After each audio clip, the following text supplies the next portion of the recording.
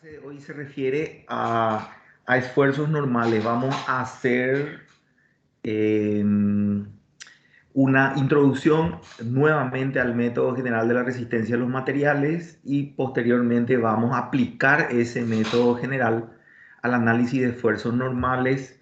En ese proceso vamos a encontrarnos con las limitaciones, así que vamos a hablar de las limitaciones y finalmente vamos, entre esas limitaciones, por supuesto, vamos a hacer énfasis a la concentración de tensiones y finalmente vamos a tratar de llegar a los problemas.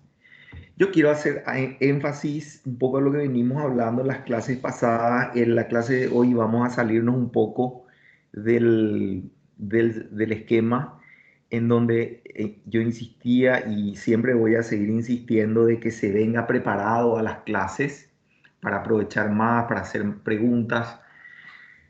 Eh, Nosotros hemos tenido el fin de la unidad 1, hemos terminado la unidad 1. La unidad 1 fue realmente una unidad de introducción a la materia. Hablamos bastante de lo que es el prisma mecánico, cómo tenemos que considerar una pieza sometida a esfuerzos, un sólido elástico sometido a esfuerzos. Hemos hecho de alguna manera una serie de consideraciones, pero llegó el momento en que nosotros tenemos que ahora empezar a aplicar esos conocimientos a casos especiales. Entonces, yo voy a hacer un esfuerzo pedagógico en mostrarles el método general de la resistencia a los materiales para el caso de los esfuerzos normales. Y les anticipo, antes siquiera de empezar, de que va a ser una repetición de esta misma clase cuando empecemos corte, después vayamos a torsión y después finalmente a flexión simple. O sea, esto que vamos a ver hoy realmente es un método general que es aplicado sistemáticamente a todos los casos de resistencia que vamos a ir viendo a lo largo de la unidad. En la unidad 2, como sabemos, es esfuerzos normales. En la unidad 3 vamos viendo torsión, después flexión y así sucesivamente, ¿sí? Bien, como les dije, voy a intentar proyectar esto en mi tablet y me avisan cuando ven, por favor. ¿Se empieza a ver? Sí, profe. Ok.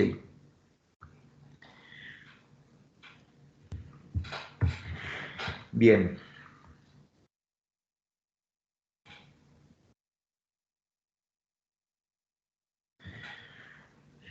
Ah, una cuestión adicional también. Es base para esta clase el haber revisado el material adicional y también la clase anterior. O sea, nosotros vamos a empezar un poco donde terminamos la última, el último material y la última conversación hecha en la clase anterior.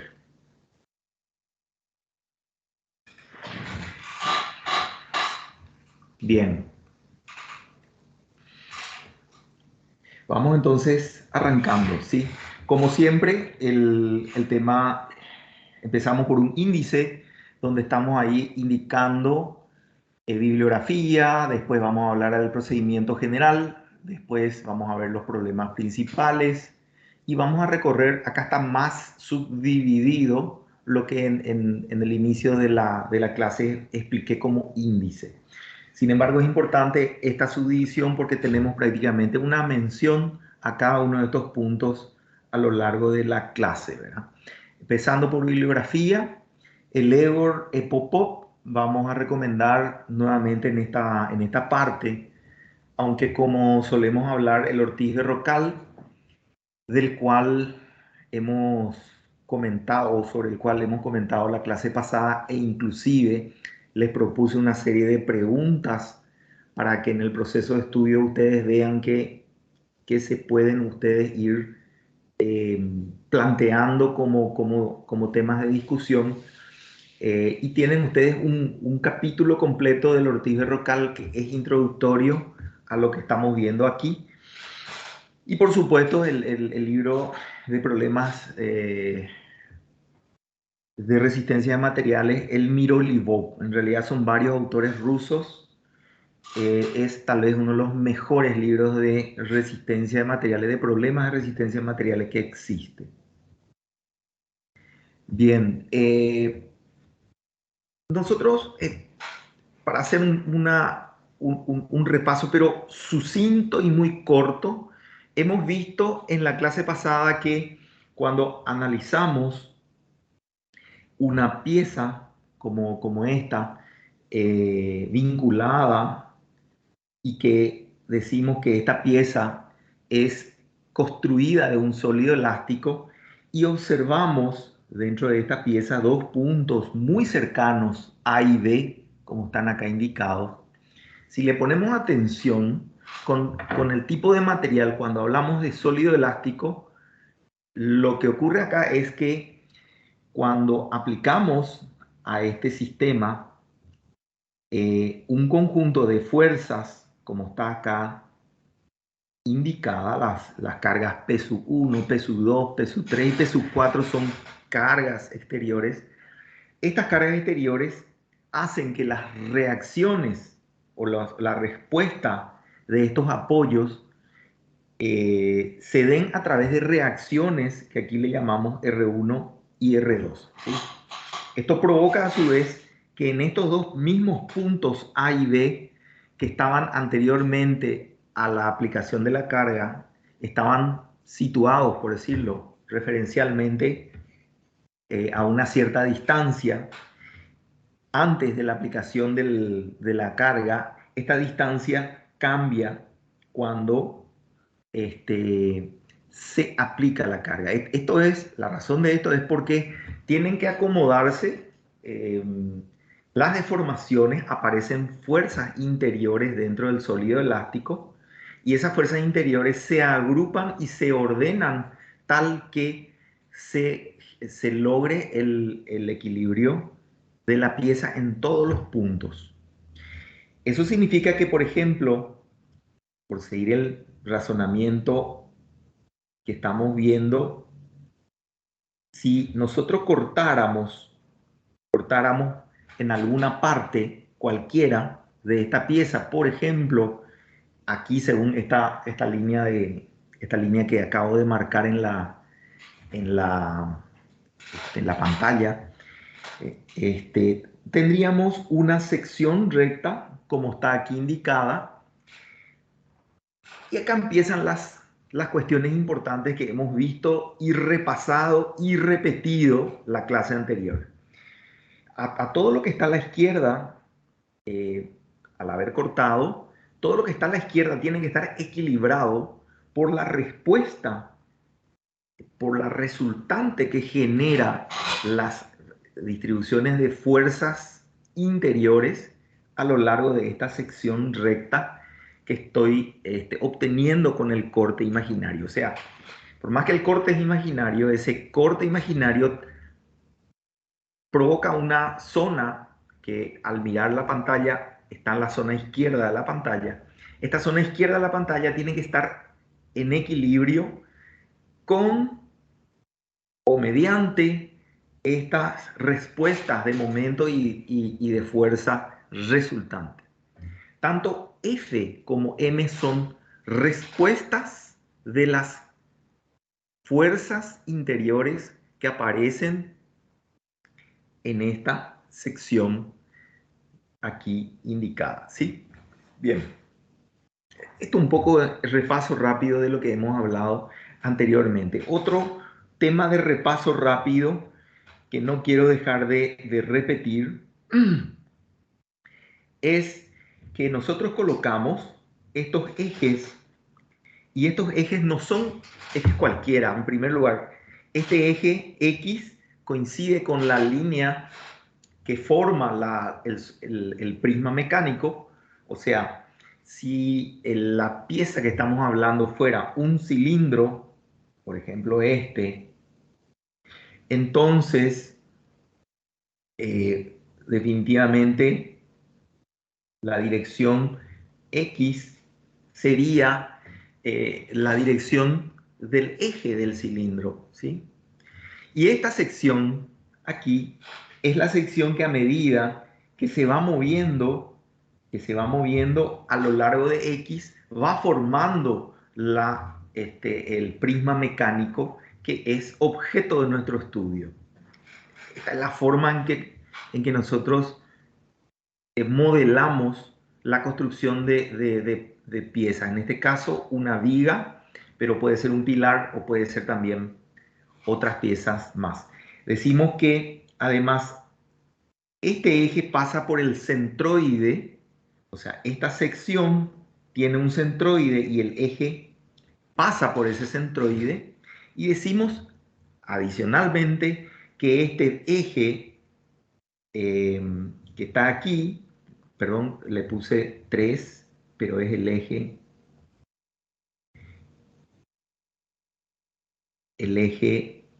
Y y el eje Z son ejes principales y también, por supuesto, por ser principales, son también centroidales.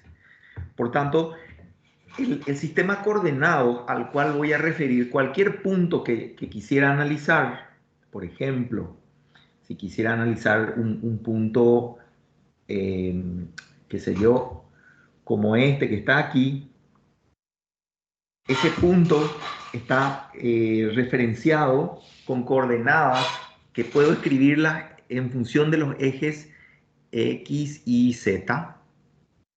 Y esos ejes X y Z no son ejes solamente cualquiera, sino también son principales, y el eje X coincide con el centroide de las cargas. Fíjense la cantidad de consideraciones respecto de solamente de la sección de la línea X, y ahora también estoy haciendo consideraciones sobre el tipo de eje, Y, Z que tenemos acá, que es principal. Eso es lo que estamos asumiendo. Ese es el primer grupo de consideraciones. Me voy a quedar un rato acá sin dejar de mencionar que también estas cargas van a tener que ser unas cargas que van a tener que, de alguna manera, pasar por ciertos lugares para que puedan considerarse ciertas simplificaciones en el proceso de solución. Y uno puede decir, no, pero yo tengo estructuras y las cargas exteriores, o puedo tener una pieza de motor o una hélice de motor de avión, o una hélice de una embarcación, o puedo tener piezas de torres de cualquier tipo, de puentes. Yo no puedo hacer que las cargas sean todas, cumplan todas las condiciones teóricas que se puedan hacer en una cuestión como esta clase teórica, ¿verdad? Sí, es cierto, no se puede hacer, pero vamos nosotros a ver técnicas donde podemos por superposición ir agregando complejidad, pero para poder construir la complejidad necesitamos empezar conociendo lo que una carga de naturaleza simple provoca en la pieza, y después ir agregando el siguiente estado y después el siguiente, y así hasta ir componiendo. Y veremos eso más adelante, inclusive en resistencia de materiales 2, cómo van dándose las soluciones. Por el momento, toda esta introducción que hice lo que implica es que estas cargas P1, P2, P3 y también la respuesta del vínculo R1 tienen que estar todas contenidas en un plano principal. O sea, si esta sección es una sección recta, voy a exagerar esa sección aquí. Esa sección está aquí dibujada. Acá tenemos el eje Y y acá tenemos el eje Z. ¿Sí? Entonces, todas estas cargas, P1, P2 y R, tienen que ser cargas tal que todas tienen que estar en este plano que está aquí. o en este plano que está aquí. Pero no en los dos, en uno de los dos. ¿Sí? Y si aparece una carga normal, obviamente la carga normal tiene que estar en el centro de gravedad. Esta es la limitación con la cual vamos a ir construyendo lo que viene de aquí en adelante, ¿sí? Bien. Vuelvo a repetir, porque si me pongo a pensar por qué tengo que hacer esas limitaciones. Y ahora vamos a ver por qué. En primer lugar, bueno, un poco acá les estoy mostrando lo que les dije anteriormente. Un poco lo que se hace antes de, tal vez para reforzar un poco la generalidad, para ir de lo general a lo particular. En la generalidad, yendo ya al procedimiento general de la mecánica de los sólidos, que vuelvo a repetir, esto lo vamos a aplicar en todos los estados de carga de todas las siguientes unidades. Este es como un hola al tema, pero vamos a volverlo a ver 3 veces más. Lo que consiste es justamente en lo que hicimos recién. Por el método de las secciones, aislar un elemento. Acá estoy siendo un poco más preciso. Fíjense que estoy encontrando un elemento diferencial. Estoy referenciando el elemento diferencial con las coordenadas X e Y de este eje ZY que está trazado aquí. Y en general estoy suponiendo que la cantidad de cargas exteriores que están apareciendo a la izquierda de la sección, como no estoy todavía en el caso particular de esfuerzos axiales, estoy todavía en lo general, después voy a ir a lo particular del esfuerzo axial, pero en un principio, en forma general, la aparición de cargas que pueden estar en cualquier eje, en cualquier plano, inclusive en un plano no principal, hace que aparezcan respuestas de momentos flectores alrededor del eje Z, momento flector alrededor del eje Y, carga normal, carga cortante y momento torsor alrededor del eje X. Dicho de otra forma, lo único que significan estas respuestas, estos momentos, el cortante resultante, la carga normal y el momento torsor, lo único que significan es que es posible encontrar, como escribíamos hace rato,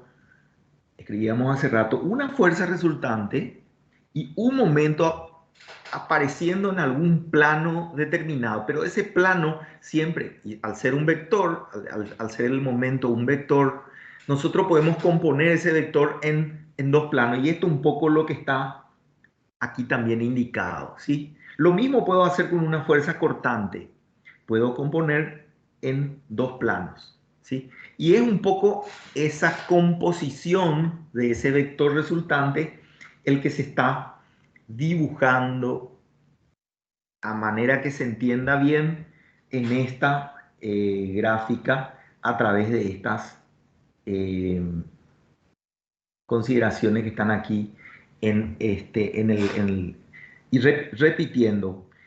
Este conjunto de cargas exteriores, cuando analizo una sección recta cualquiera, se forma en esta sección recta cualquiera un conjunto de respuestas, una respuesta de tensión normal y una respuesta de corte. Estas son respuestas que el material, por ser elástico, provoca ante la acción de las cargas exteriores. Si no hubiera esa respuesta, tampoco aparecerían las reacciones y este material no tendría forma a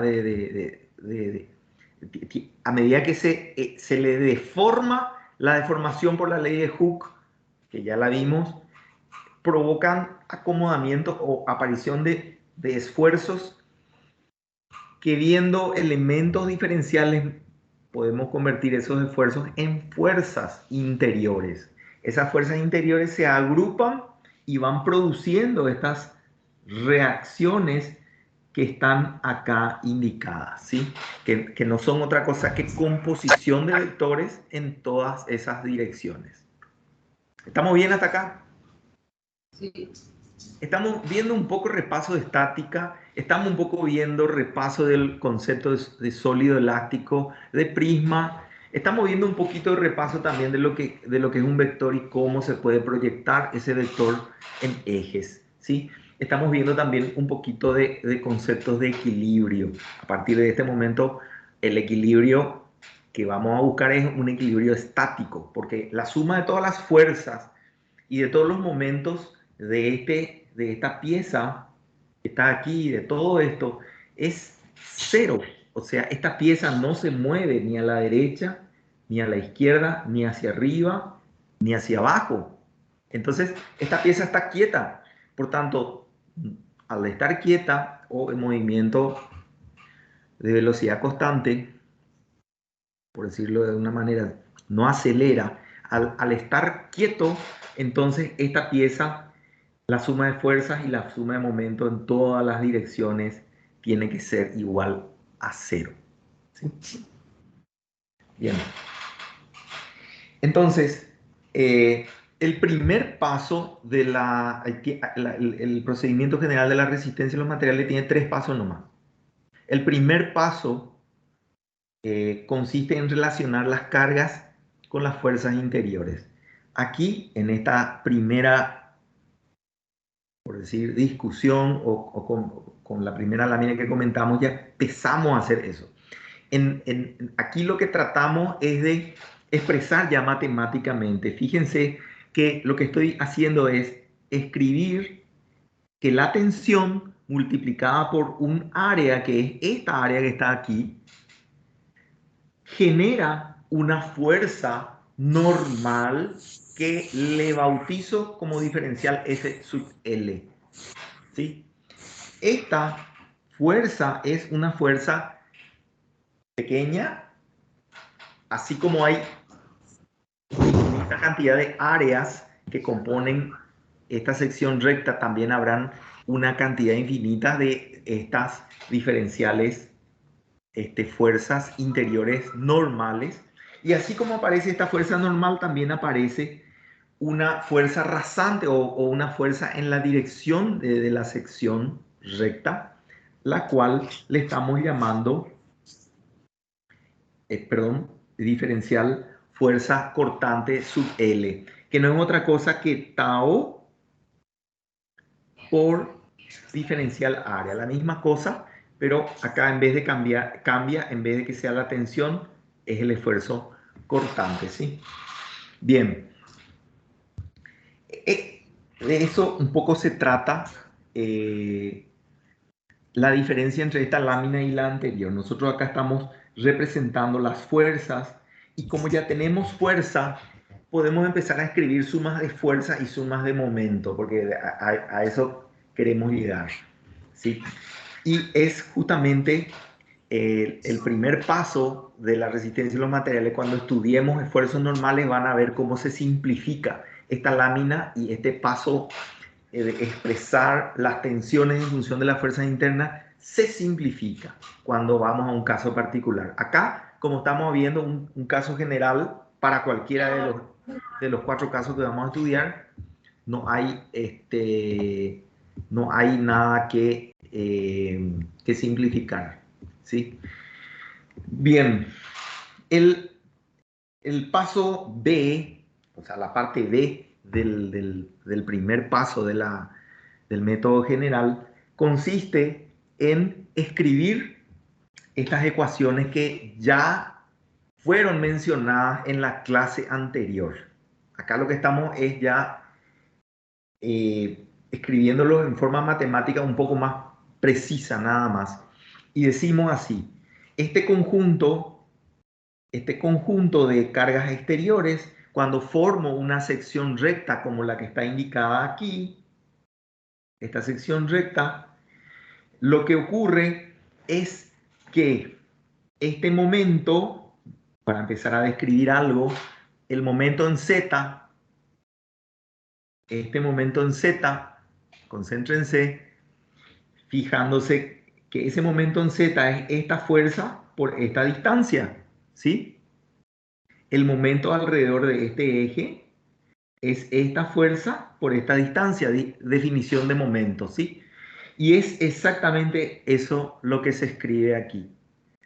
En forma análoga, si yo me fijo en el momento alrededor del eje Y, entonces, o sea, este momento que está aquí, lo que tengo que hacer es simplemente multiplicar esta distancia, o sea, la distancia del elemento por la fuerza. Fuerza por distancia, por esta distancia X. Entonces va generando el momento. Acá hay un pequeño error de letras. Se le llamó X acá, tiene que ser Z, ¿sí? De todas maneras, así se forma esta segunda ecuación. De la misma forma, ahora voy a concentrarme en esta carga normal que está expresada aquí. Esta carga normal no va a ser otra cosa que la suma de todas estas fuerzas interiores a lo largo de todas estas áreas que están aquí. ¿Sí? Cuando la integral se escribe aquí, cuando se escribe A, estoy diciendo que lo voy a hacer, la integración la voy a hacer a lo largo de toda esta área transversal. ¿Sí? Asimismo, si vamos al momento torsor, fíjense que el momento torsor no es otra cosa que, otra vez,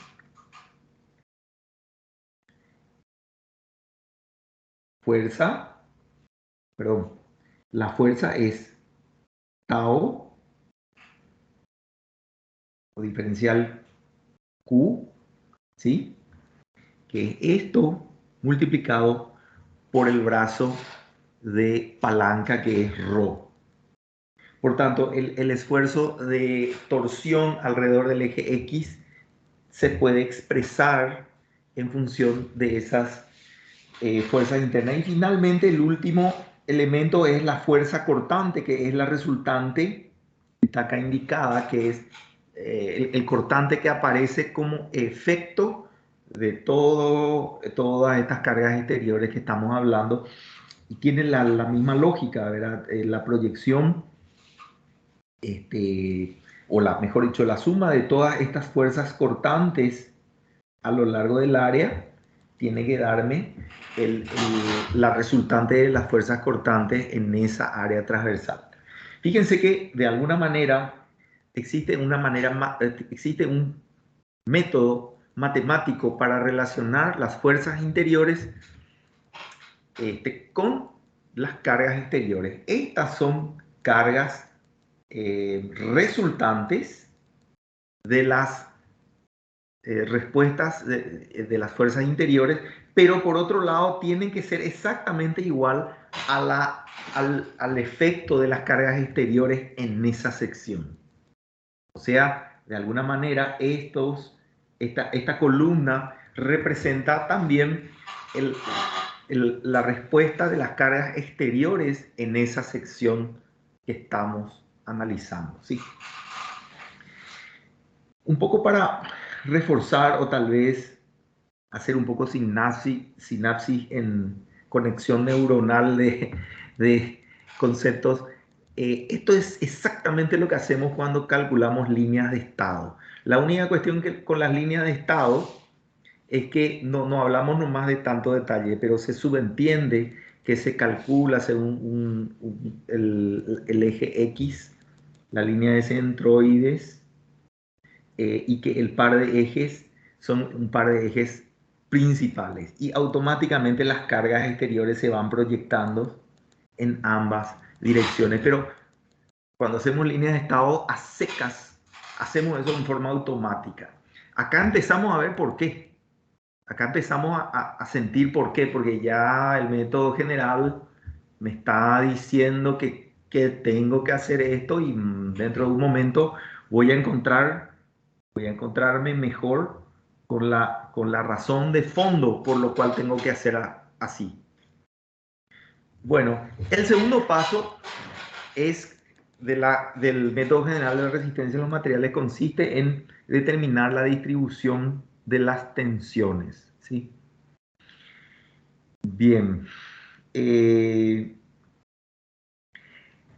Acá también tenemos dos partes, ¿verdad? La parte 1, lo que hacemos experimentalmente, miramos en el laboratorio, hacemos la experiencia de revisar la pieza antes y después de la aplicación de carga y tratamos de obtener la distribución de tensiones partiendo de observaciones de esa experimentación.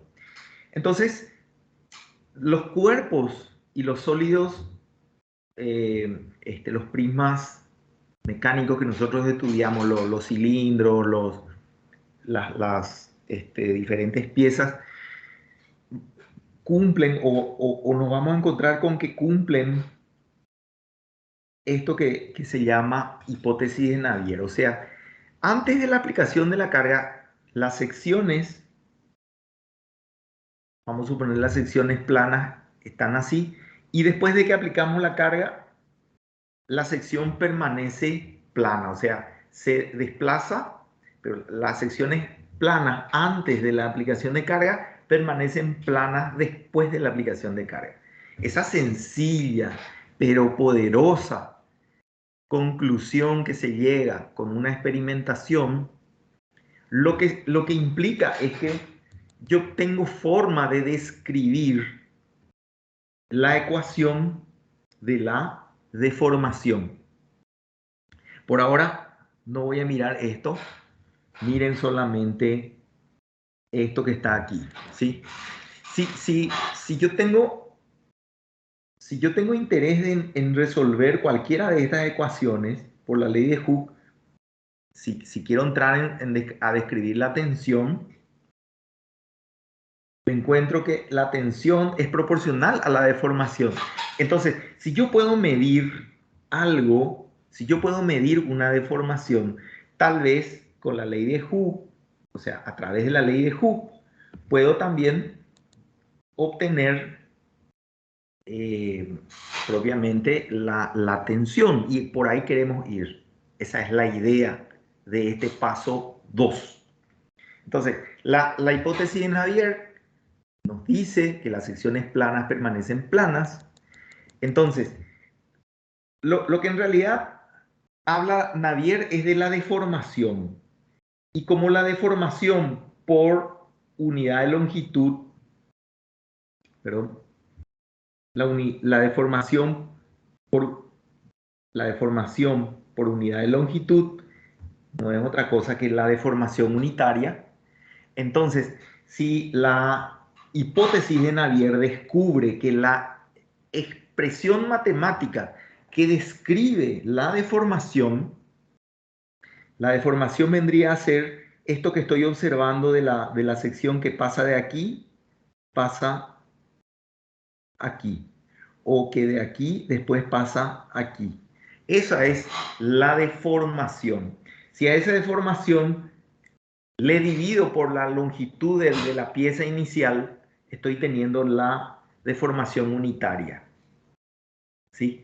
Entonces, decir que la deformación o la forma en que se deforma una pieza de la que nosotros vamos a estudiar es manteniéndose las secciones planas antes y después de la aplicación de carga. Eso implica que esto que está aquí es un plano. Si esto es un plano, entonces esto también es un plano. O sea, tiene una forma de plano antes y después adopta otra vez una posición de plano. ¿Qué otra opción puede ser? A ver, si alguien se pone a pensar, ¿y qué tiene que ver que sea un plano, verdad? Porque finalmente, si esta es la forma inicial de la sección y yo aplico cargas y la forma final de la sección no es esta, voy a borrar todo esto para que no interfiera.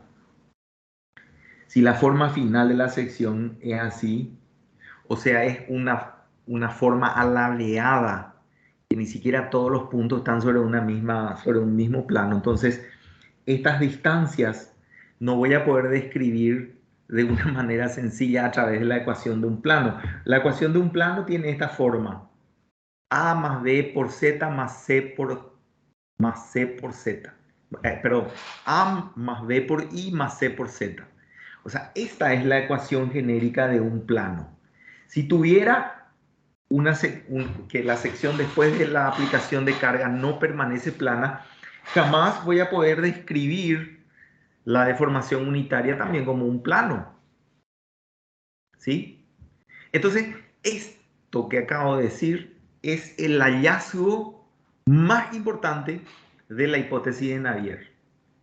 Descubrir que puedo expresar matemáticamente la ecuación de la deformación unitaria a través de un plano.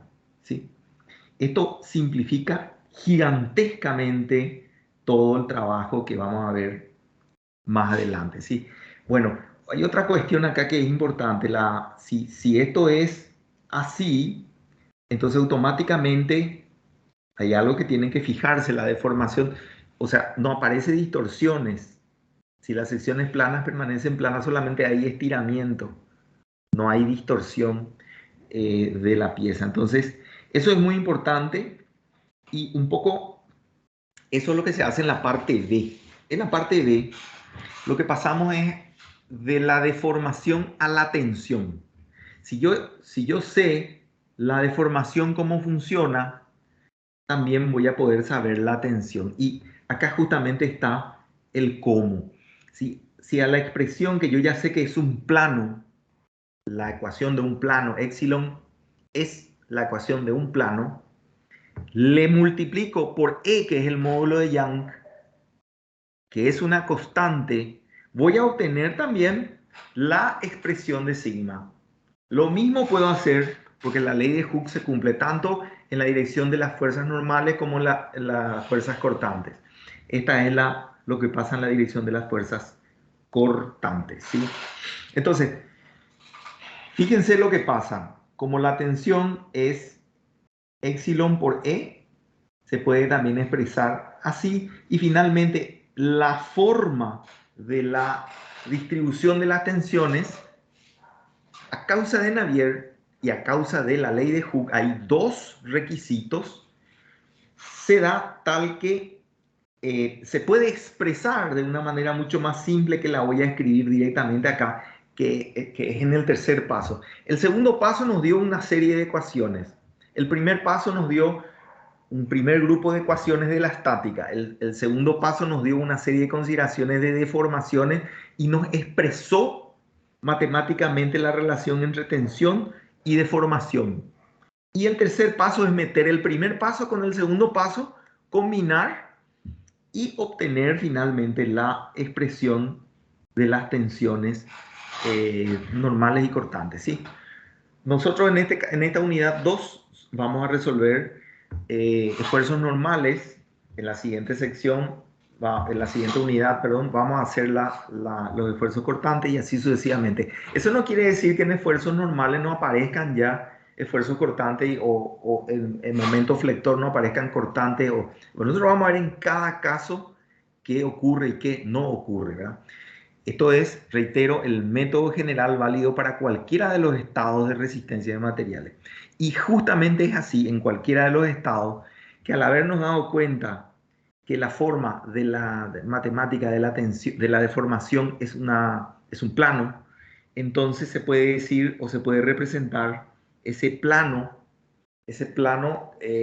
o ese lugar geométrico donde se sitúan las deformaciones al multiplicar epsilon por E. También ese plano puede representar imaginariamente un volumen de tensiones que es la forma en que se distribuiría si yo graficara la tensión. Recuerden que es un invento matemático, pero si yo dibujara ese invento matemático, tendría la forma de un volumen de tensiones de un paralelepípedo. O sea, fíjense, esto sería la traza del plano en donde se van a situar los diferentes valores de tensión.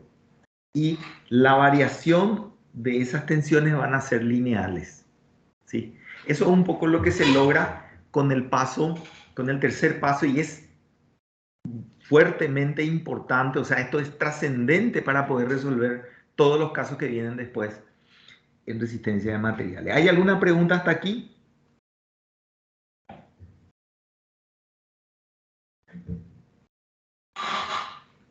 Bueno, seguimos entonces. Los problemas principales que siempre que nosotros vamos a tratar de resolver son estos tres. Perdón, aquí hay un error otra vez. A, B,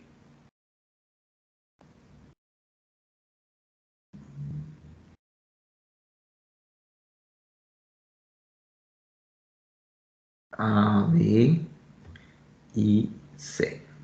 Sí, estos son los problemas principales, pero que se resumen en calcular tensiones, verificar desplazamientos, porque a nosotros a veces nos interesa saber cómo se quedó deformada la pieza por diferentes razones, y también después finalmente dimensionar las secciones mínimas para que cumplan los requisitos de las tensiones, de no superar las tensiones límite y de no superar las deformaciones límites también. Estos son los problemas que nosotros vamos a tratar de resolver, los problemas principales que vamos a tratar de resolver. Como sea que se nos presente un problema, generalmente va a venir una verificación de tensiones o una verificación de desplazamiento.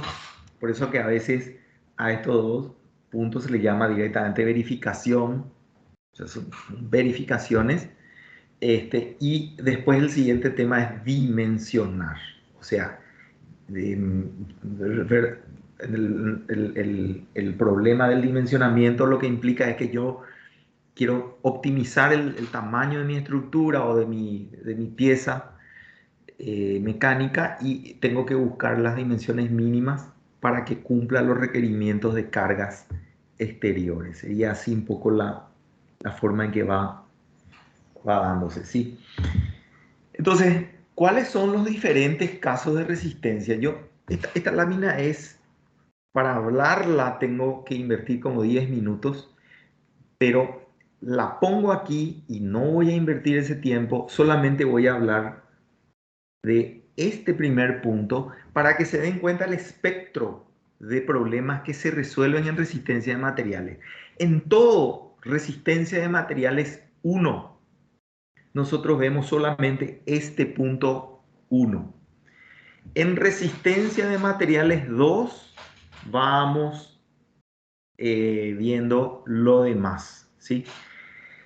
Sin embargo, aún en resistencia de materiales 1 vamos a ver algunos pocos casos en que vamos a combinar, por ejemplo, una carga normal con un momento torsor y cuestiones muy particularmente simples. Vamos a ver después por qué. Pero la idea es que nosotros podemos tener combinaciones de de tensión, estados tensionales que son provocados por cargas normales puras, cargas cortantes puras, momentos flectores, que acá se indican actuando según ambos ejes principales, momentum X, momentum Y, o momentos torsores.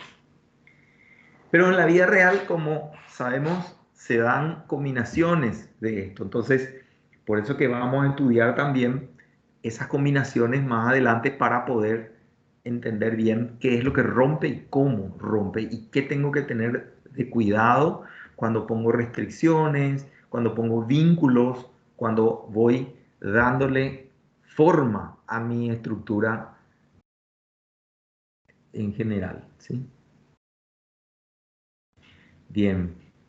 Acá hay ejemplos simplemente para que vean que reforzar en su pensamiento de que efectivamente no hay pieza perfecta, ¿verdad? Ustedes dicen, ¿cómo voy a dimensionar o cómo voy a encarar el dimensionamiento de, este, de esta pieza que está aquí? La voy a encarar como una pieza que está articulada, entonces todo su, todo su trabajo es un trabajo de tensión normal, ¿sí o no? Acá me es un poco más fácil, acá veo que hay este, unas vigas en forma de que trabajan a la tracción, que tienen por objetivo atajar el pavimento que está ahí abajo. Entonces ahí sí, efectivamente yo puedo decir esto que está aquí está sometido a tracción. Pero les puedo asegurar que si viene un viento por este lado, toda esta estructura va a estar sometida a una complejidad grande de tensión. Entonces el arte de este asunto es que nosotros creemos los vínculos y hagamos el dimensionamiento de estas secciones de tal manera que en la peor de las situaciones, la peor de las hipótesis de carga, ustedes nunca van a saber cuál va a ser la hipótesis de carga peor. Pero justamente la tarea de la ingeniería es tratar de encontrar esas peores condiciones de carga, de tal manera que estoy utilizando un puente, pero vuelvo a repetir esto para los ingenieros mecánicos, para los ingenieros electromecánicos, para los ingenieros industriales. O sea, hay un caso en la vida real con el cual se van a encontrar donde las piezas necesitan ser dimensionadas. Y cuando uno necesita dimensionar piezas, uno tiene que pensar en la prestación de esas piezas para que justamente al momento de que sean solicitadas no se nos venga un susto y al final se caiga y mueran personas o cosas como esa, ¿verdad? Bien, acá hay más ejemplos, techo, etcétera. Y yendo ya directamente al método general de la resistencia de los materiales aplicado específicamente a las cargas, piezas cargadas axialmente, les voy a mostrar a partir de esta lámina, que es la lámina 20, rápidamente vamos a hacer ese mismo recorrido que les mostré y que valía para un caso genérico. Les voy a hacer el recorrido un poco más rápido, pero aplicado en las piezas cargadas axialmente. ¿Preguntas hasta aquí?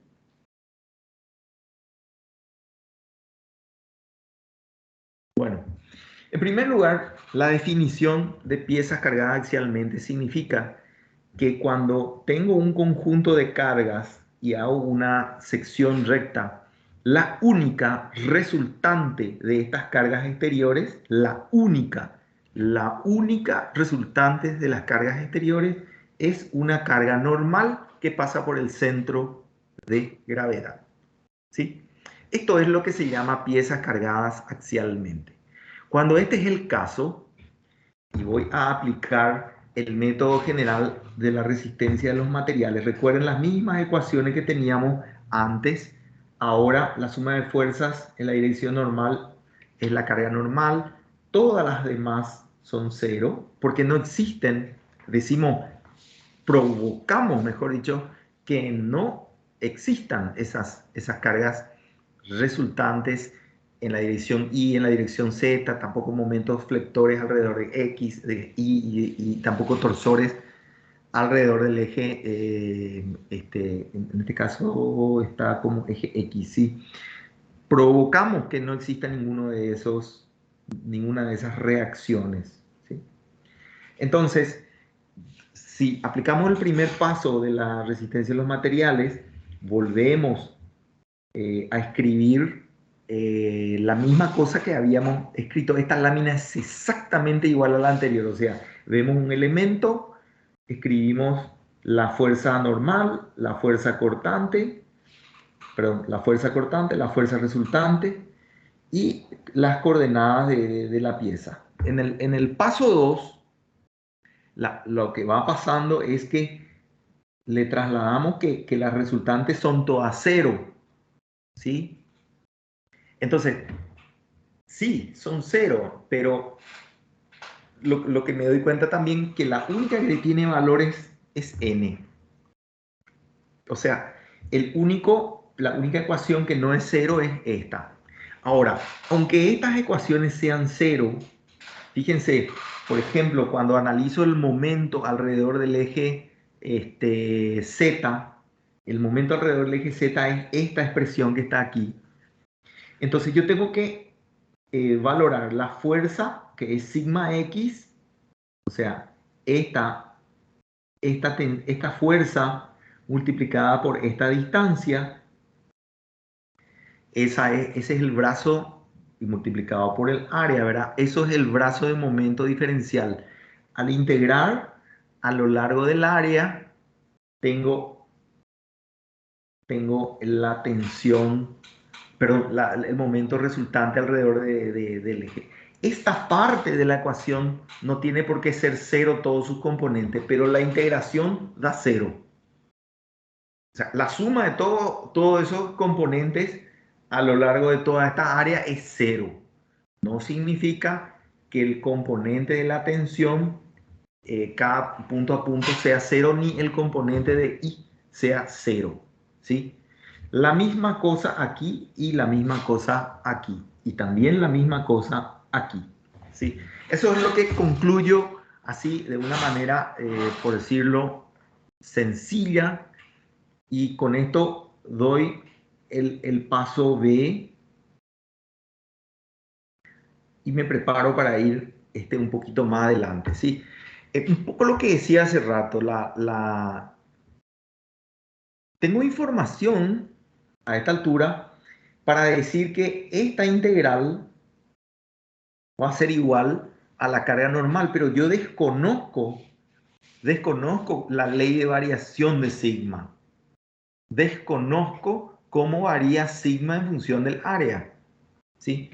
Y si esta fuera el área, eso significa que yo sé que aparecen estas fuerzas interiores, diferencial F1, diferencial F2, diferencial F3, ¿sí? Yo sé que aparecen estas fuerzas interiores, pero lo que no sé es su distribución, o sea, su valor en función de la coordenada que le toca.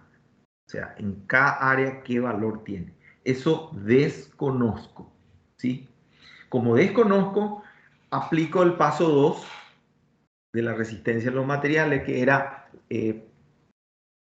la comprobación de la hipótesis de Navier, en donde decíamos, sí, al hacer un experimento, llevar al laboratorio esta pieza cargada axialmente, esta sección que está aquí, que era plana antes de la aplicación de carga, después de la aplicación de carga se movió paralela a sí misma. O sea, una sección que era plana y perpendicular al eje de la pieza, era perpendicular al eje de la pieza antes de la aplicación de la carga. Después de la aplicación de la carga sigue siendo plana y paralela a la anterior, ¿sí? En otras palabras, lo que se está diciendo es que la deformación es constante en todos los puntos. En todos los puntos de cualquiera de esas áreas, porque estas áreas son genéricas. Yo puedo tomar esta o esta o esta, y la observación de laboratorio, la observación que se obtiene de la experimentación en laboratorio, es que cualquiera sea la sección recta que se analiza, siempre va a salir constante, ¿sí? Y como dijimos hace rato, cuando esto divido entre la longitud de referencia, esto es igual a la deformación unitaria. Si esto es constante, también esto será constante. Y es lo que está expresado aquí. Pero, y también aquí, ¿sí? Pero además esto dice que si la sección permaneció plana y paralela a sí mismo, no existe distorsión. ¿Por qué no existe distorsión? Porque si un elemento, si yo dibujo un elemento aquí, este es ese elemento antes, esta era la cara antes de la aplicación de la cara. O sea, este elemento diferencial, cuando le apliqué la carga exterior, lo que ocurrió es que este elemento se estiró una distancia delta, ¿sí? Esta es la distancia diferencial que estoy hablando, ¿verdad? Y no existe distorsión, o sea, no aparece. Voy a hacer con otro color para que no se mezcle.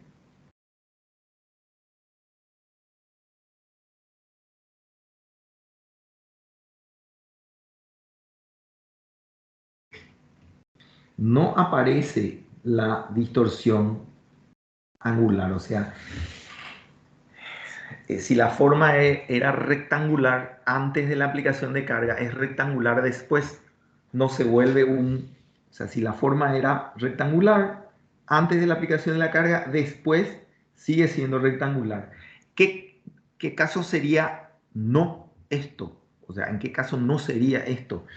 Si antes de la aplicación de la carga es rectangular y después de la aplicación de la carga, por ejemplo, tiene una forma donde se aparece un ángulo, que ya no es 90 grados, es distinto de 90 grados. Entonces, acá esto lo que significa es que estoy aplicando estoy dándole una distorsión angular, estoy aplicando fuerzas cortantes que hace que esto, que esto se deforme. Yo estoy haciendo un poquito rápido esto, pero el concepto es el que quiero que retengan, ¿verdad? ¿Qué pasa acá para que esto ocurra? Le estoy aplicando tau, le estoy aplicando tau, ¿sí?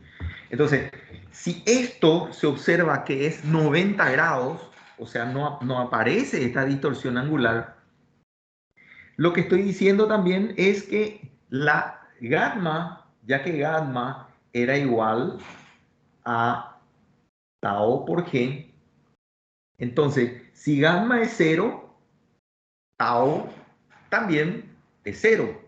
Y con esto completo el conocimiento de las tensiones. Fíjense, al decir que esto es cierto, como sigma es igual a epsilon por E, entonces si delta es constante, epsilon es constante, entonces también sigma será constante a lo largo de toda la sección, ¿sí? Y también si gamma es cero, como G es constante, tau es cero, ¿sí? Estas son informaciones que se derivan, por tanto, de los análisis que estamos viendo. Y finalmente podemos pasar al paso 3 del análisis, en donde lo que hacemos es combinar un poco todo esto, ¿verdad? Vamos ya poniendo, acá estoy nada más repitiendo todo lo que dije, pero en el paso 3 combino todo y me voy dando cuenta de que al hacer la primera ecuación, al hacer que esto sea constante, entonces esto sale fuera de la integral. Entonces la integral queda integral diferencial área a lo largo de A por sigma X. Y esto es área. Por tanto, se genera la primera ecuación, que es tensión igual a N sobre A. Esta tensión igual a N sobre A, nosotros, ustedes, todos, hemos estudiado inclusive desde física 1, en los primeros semestres de la facultad. Acá se demuestra fehacientemente por qué es así. Otra cuestión que se deriva muy rápidamente, esta es la ecuación principal perdón, acá voy a hacer un poquito de énfasis nomás. Esta es la ecuación principal que obtenemos, pero no es la única. La siguiente ecuación importante es aplicando, por ejemplo, esta ecuación que estaba acá, ¿sí?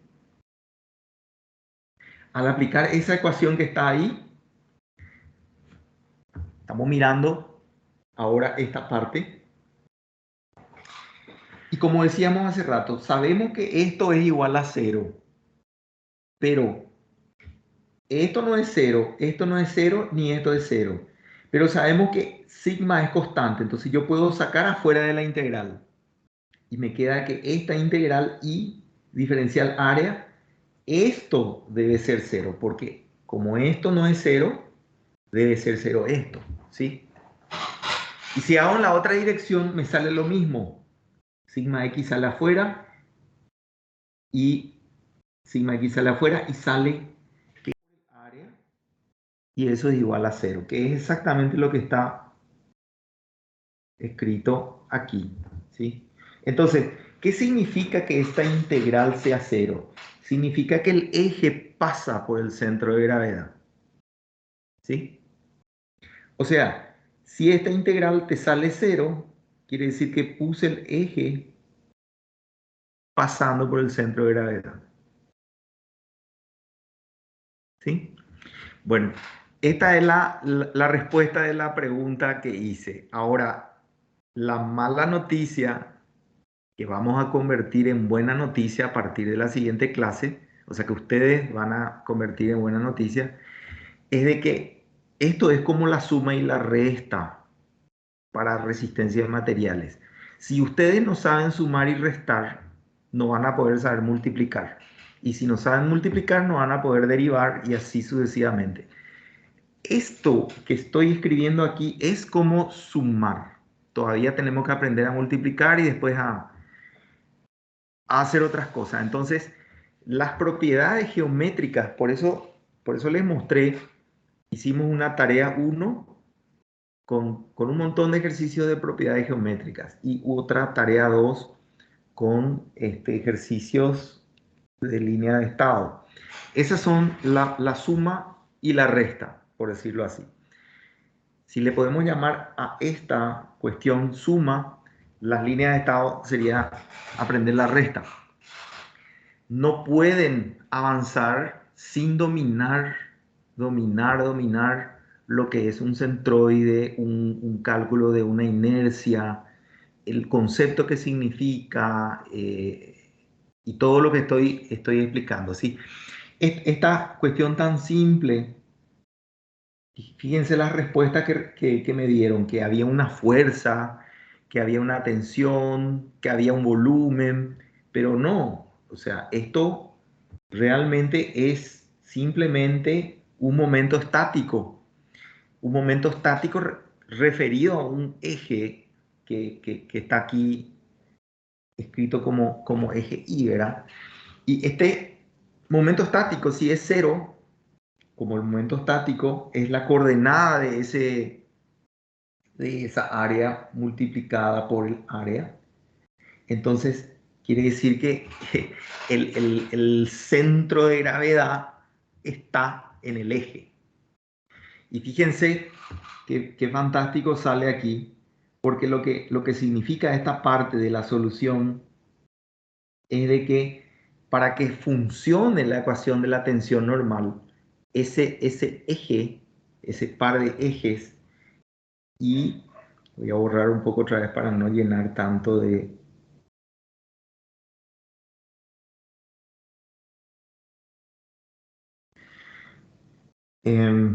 Aquí como estaba diciendo, este par de ejes que está aquí tiene que ser centroidal. Si fuera así, entonces estas coordenadas que están aquí son 0. ¿Sí? Entonces es necesario que todo esto se haga respecto al eje centroidal. Si no, nos sirve. ¿Sí? Bien.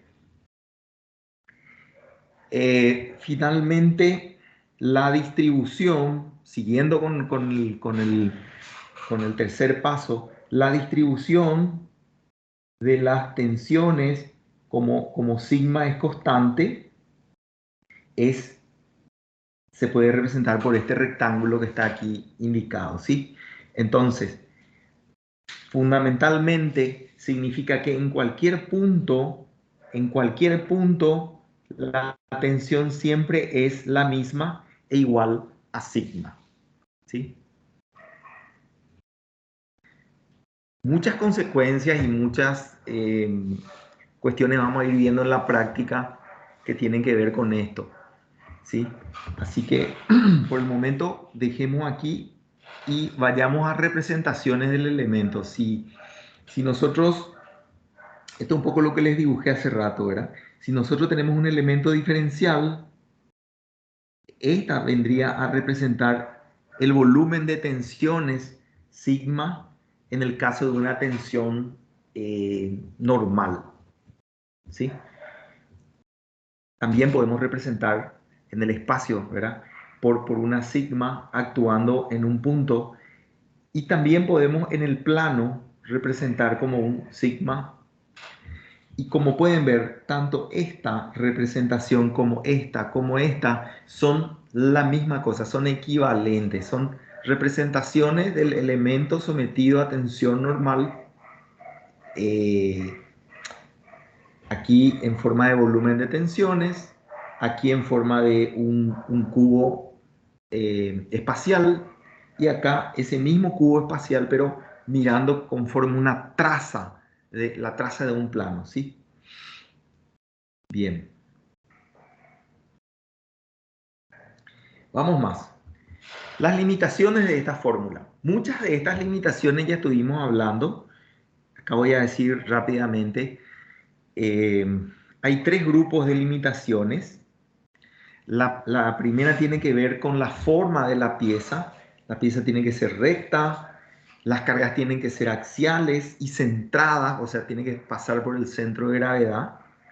La pieza tiene que tener sección constante. Si la sección fuera de forma variable, el problema principal es que si la misma área cambia a lo largo de la longitud de la pieza, también las tensiones van a cambiar. No va a ser cierto lo que estamos diciendo aquí.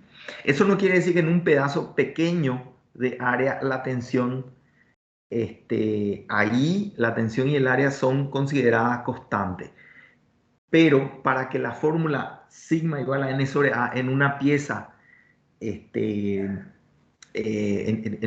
una viga, por ejemplo, se validan todos los puntos, la sección tiene que ser, como dice acá, recta, tiene que ser la carga axial, la sección constante, y obviamente no tiene que estar el punto de atención en la zona de cercanía de la aplicación de carga, o si no, lo que ocurre es una concentración de tensiones que distorsiona la distribución de tensiones, y eso vamos a ver un poquito más en detalle en un momento más. Por otro lado, se tiene que cumplir la ley de Hooke. Eso significa que tiene que ser también de un solo material y tiene que haber homogeneidad. O sea, todo esto tiene que cumplirse para que nosotros podamos hacer todas estas integrales que están aquí. Todas estas integrales que están aquí requirieron, o sea, en alguna parte de esas integrales fuimos requiriendo la ley de Hooke, suponer que realmente en todos los elementos el módulo de Young es el mismo, entonces tiene que ser homogéneo, isótropo, en todas las direcciones también, porque si no, verdaderamente no se va a cumplir lo que estamos diciendo. Y hay dos condiciones que son transversales, que tienen que ver con la naturaleza de las cargas. Nosotros habíamos estudiado naturaleza de cargas también en la unidad 1. O sea, cuando yo tengo una carga dinámica, por ejemplo, un objeto que choca contra otro objeto, el objeto que se mueve tiene masa y tiene velocidad. Entonces, un medio de masa por velocidad al cuadrado es la energía que tiene la masa. Como nosotros estudiamos en resistencia a materiales sólidos elásticos que tienen masa, también al chocar una masa que tiene velocidad, transfiere su energía y esa energía se transforma en deformación.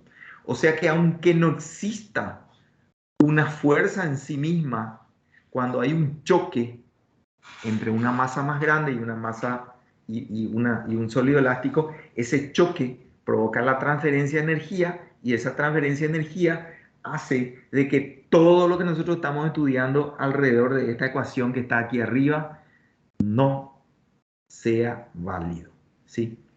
O sea, aparecen distorsiones, por llamarlo de una manera. Esa transmisión de energía hace que las tensiones crezcan en un valor que no están ya representadas por esta ecuación que está aquí. Eso es lo principal.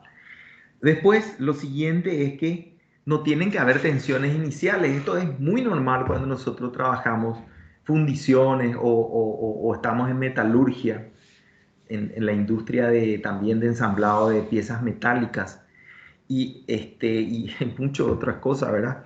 Pero cuando nosotros, si estuviéramos en fundición, cuando creamos una palanquilla o sea, una barra de acero para de ahí generar, por ejemplo, varillas de construcción, esa palanquilla al salir y empezar a enfriarse, lo que ocurre es que por la diferencia de enfriamiento entre la zona arriba, la zona que toca el suelo, etcétera, ocurren también la diferencia en la velocidad de enfriamiento provoca una serie de reacomodos que se transforman en tensiones iniciales.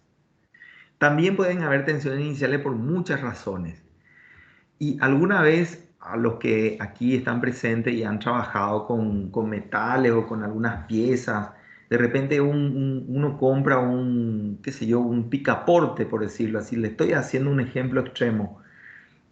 Tal vez un picaporte no es tan común que ocurra esto que les voy a decir, pero muchas veces uno compra objetos para aplicación en la industria o en la casa y uno utiliza y se rompe.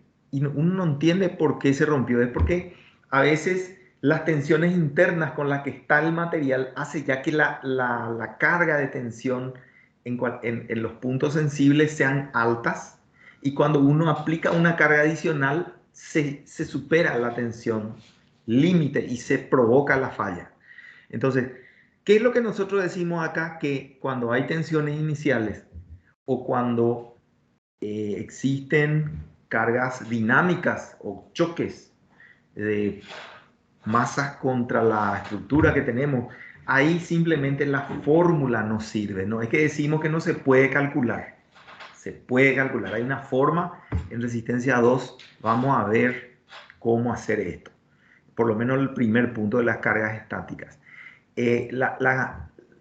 Ahora, la fórmula sigma igual a n sobre a simplemente es insuficiente y eso es todo lo que quiere decir esta limitación. Entonces, este es el grupo de limitaciones. Es importante que se aprendan estas limitaciones y que las tengan en cuenta en el momento de hacer los dimensionamientos y las verificaciones de piezas cargadas axialmente. Bien.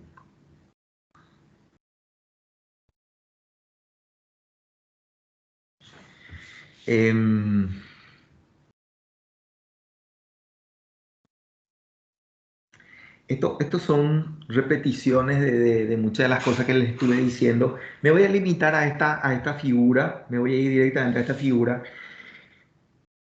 y observen primero esta pieza que está aquí.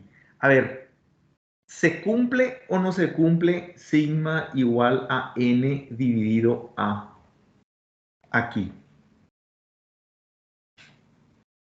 A ver quién me comenta eso. Yo creo que no, profe. ¿Por qué? Porque el área no va a ser constante cuando analicemos las secciones. porque es una barra curva, ¿sí? Fíjense que a propósito se dice que P está pasando por el centro de gravedad de la, de la sección. Y la pregunta, para ser más específica, es, ¿en la sección M se cumple o no se cumple N sobre A?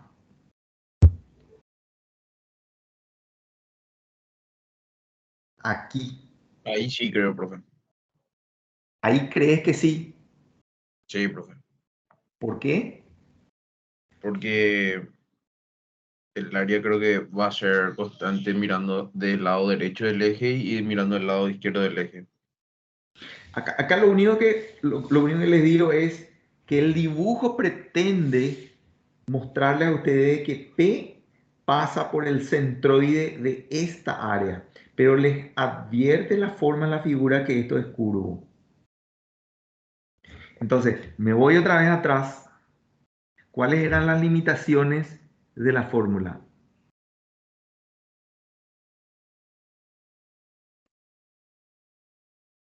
¿Sí? La pieza tiene que ser recta.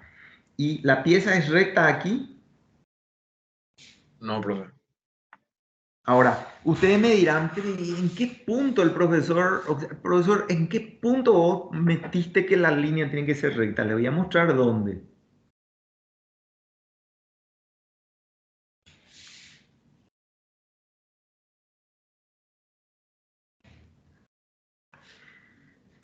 Y es aquí.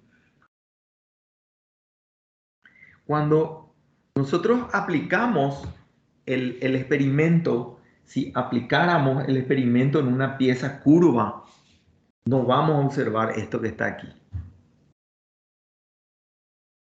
Porque en una pieza curva, las fibras, todas las fibras tienen distintas distancias. Esta fibra, le voy a llamar la fibra delta 1, es más corta que delta 2.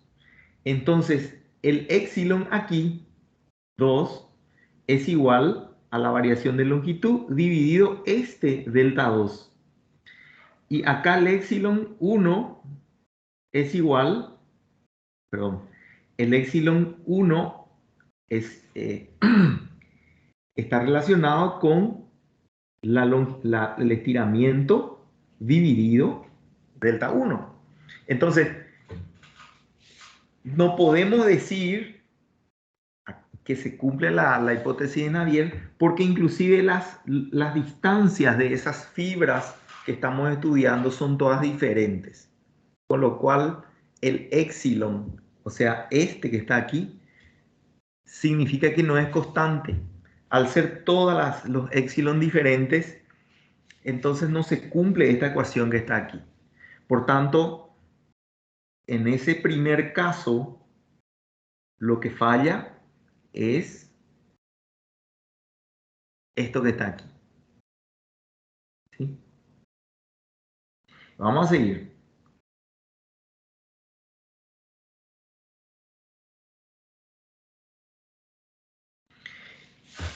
Y aquí, ¿qué falla?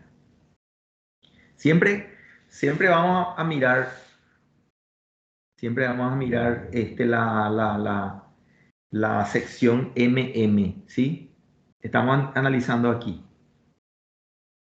¿Qué falla aquí? Que no es recta otra vez, profe, puede ser. Perdón, no copié bien. ¿Qué cosa? Que no es recta, puede ser. Pero acá sí es recta. Acá la Ahí dice sección que es la recta. No carga pasa por el centroide, profe. Acá es recta, sí. No pasa por el centroide, eso sí. La resultante pasa aquí y el centroide está aquí. Entonces, pero, ¿quién no pero funciona dice ahí? que la carga es excéntrica y tiene que ser céntrica.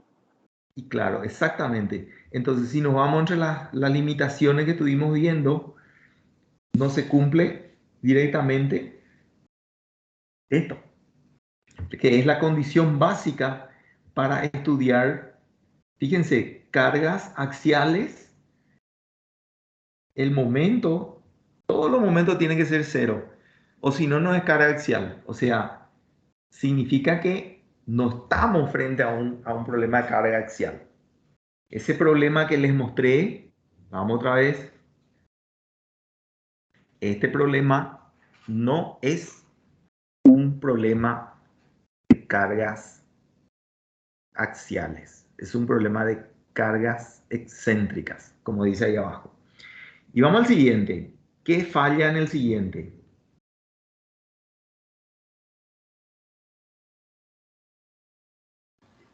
Puede ser que falle que la sección no es constante. Exactamente, y además tiene una variación brusca. Esa muesca tiene como un acabado, una muesca, eh, provoca inclusive una concentración de tensiones.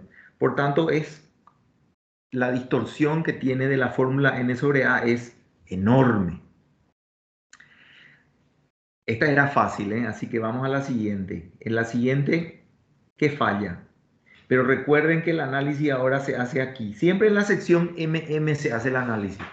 Acá vamos a hacer aquí y también aquí vamos a hacer, siempre en la sección MM. La cercanía de la carga. Pero ¿cómo se llama esto? Sí, ese es el título que dice acá. Pero ¿cómo también le llamamos a esto? Y porque está muy cerca el punto de aplicación. Bulbo de presión. A ver, le llamamos de otra forma también. Esto, ¿recuerdan Saint-Venant? ¿Quién recuerda Saint-Venant? No es el bulbo de presión, profe. No sé qué es bulbo de presión, nunca escuché. Profe, no es punto de aplicación. Y este es el punto de aplicación.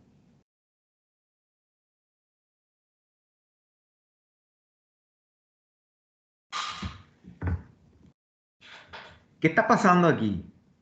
Hay concentración de tensiones, ahí donde yo aplico la carga, ahí mismo donde aplico la carga, estas líneas verdes me representan las líneas interiores de tensión. Felizmente, el principio de Saint-Venant dice que esto se disipa muy rápidamente, o sea, a una distancia igual al orden del ancho, esas líneas verdes ya son todas paralelas. O sea, probablemente aquí, a una distancia del ancho, si esto es, por decir, este es el ancho y este es el ancho también, me siguen el dibujo ahí, ¿verdad? Entonces, aquí las líneas verdes ya van a ser todas como si fuera que el efecto de la aplicación, en el punto de aplicación de P ya se disipó. Eso es lo que dice el principio de Saint-Venant. Sin eso realmente no se puede hacer, no se puede construir resistencia de materiales, no se puede resolver la resistencia de los materiales. Lo que significa también que aquí sigma igual a n sobre a funciona aquí. Pero aquí, donde está el punto de aplicación, por un efecto de concentración de tensiones, no se cumple. ¿Sí? Y eso decíamos,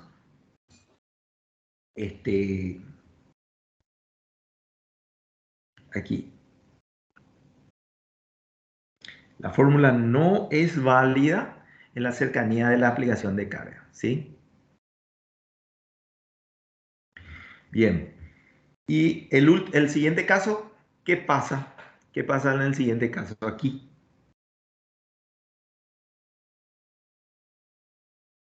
No son del mismo material, profe, puede ser.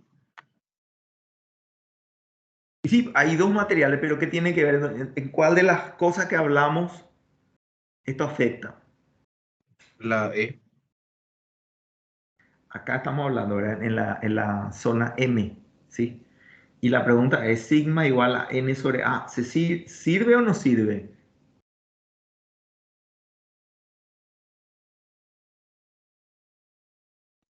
¿Por qué Yo creo que también? no, profe. Bueno, no. Ok.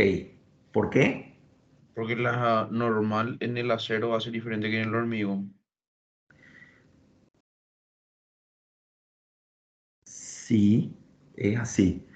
Porque tenemos dos materiales y la hipótesis que nosotros usamos para poder resolver esto es que E era constante. Como E no es constante, entonces estas ecuaciones fallan aquí en adelante, ¿sí? Y ahí, como resultado de eso, es lo que el compañero acaba de decir. Aparecen tensiones normales distintas en cada material.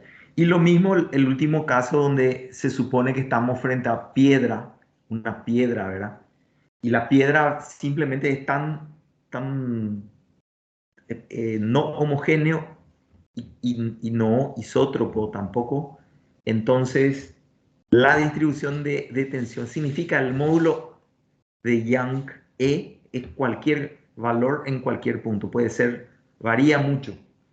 Esto se supone que es un pedazo de piedra no homogéneo, ¿verdad?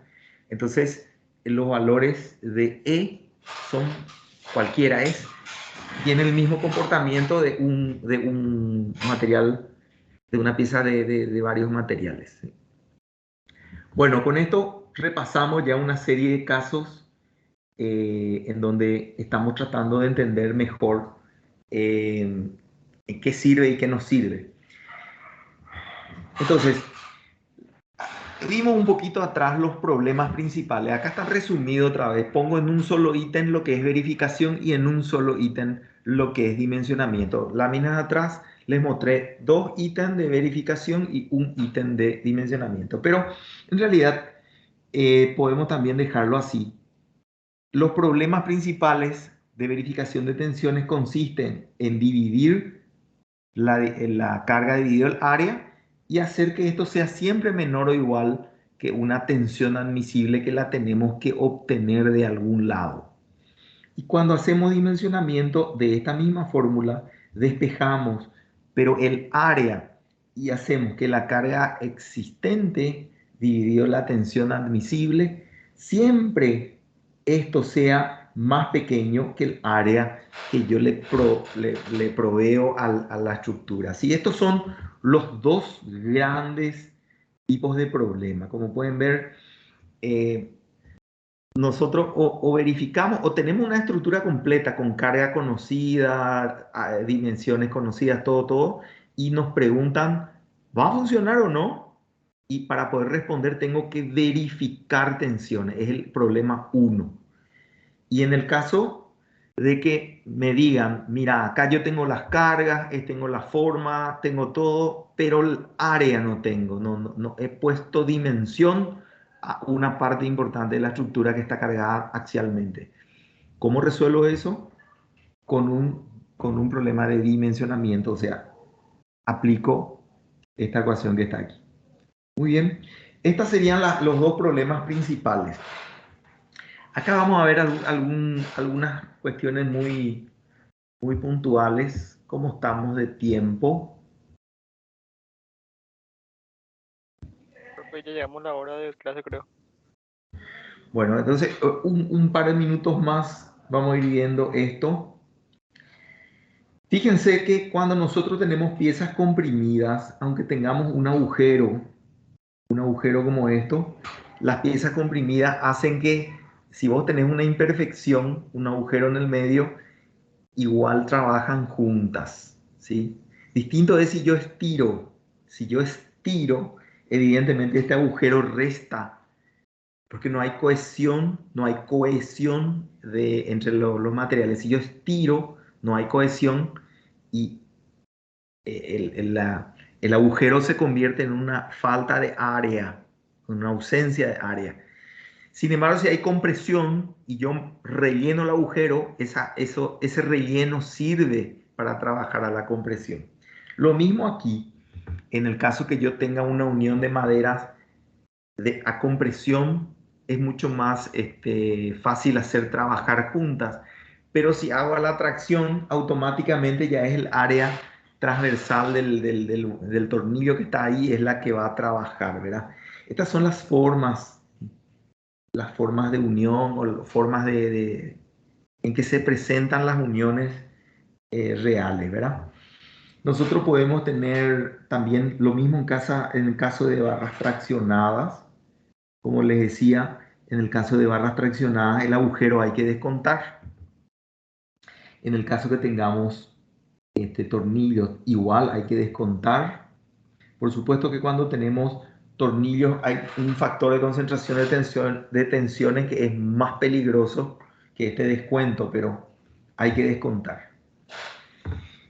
Este tema de las tensiones en una sección oblicua, voy a dejar como la clase anterior como un tema pendiente para que vayan repasando. Y básicamente hasta aquí llegamos la clase de hoy. Lo que queda pendiente es este tema de las tensiones en una sección oblicua. Que les pido que revisen. Igual voy a levantar un video sobre esto para que no haya ningún problema. Existen videos míos ya explicando este tema. Y acá tenemos algunos problemas. Ustedes van a ir haciendo problemas, así que no me preocupo mucho de expresar eso, ¿verdad? El tema de la concentración de tensiones creo que también les hablé. Aquí un poco está la descripción de lo que les dije por el principio de Saint-Venant. A medida que nos vamos nosotros alejando del punto de aplicación de carga, se va disipando los efectos de concentración de tensiones. Siempre vamos a ver esto. Siempre en cada caso de resistencia vamos a estudiar concentración de tensiones porque la concentración de tensiones nos afecta en todos los casos. Inclusive es tan importante que aquí pueden ver en esta lámina una técnica que se llama método fotoelástico, que consiste en construir la pieza idéntica, una pieza metálica se construye idéntica de plástico y se le da luz, una luz especial, y los efectos, acá se muestran en la figura de la izquierda, los efectos o sea, las tensiones son muy proporcionales a la distribución de colores que se forma en esa pieza de plástico. Por eso, esa distribución de colores se asemeja a la distribución de tensiones y por este método indirecto se pueden también calcular los coeficientes de concentración de tensiones. Pero en realidad la mejor forma de hacerlo es con métodos con los cuales, teoría de elasticidad, con los cuales, o método de elementos finitos, donde vamos nosotros construyendo. Los libros traen tablas que ya expresan los valores que tenemos que usar, no hace falta que uno esté calculando. Vamos a ir viendo esto un poquito más a medida que vamos avanzando. Entonces, por hoy llegamos hasta acá.